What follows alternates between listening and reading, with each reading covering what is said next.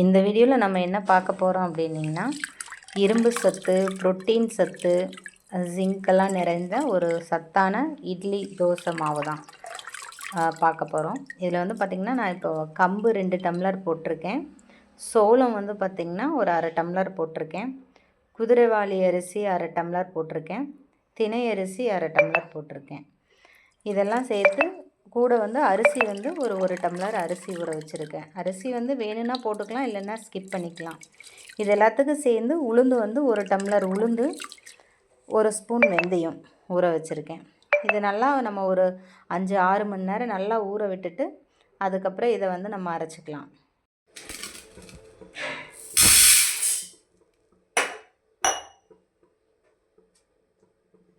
உளுந்து 1 டம்ளர், வெந்தயம் 1 ஸ்பூன் போட்டிருக்கோம். இதையும் நல்லா ஊற வச்சுட்டு இதையும் நம்ம அரைச்சிட்டு வந்துடுவோம்.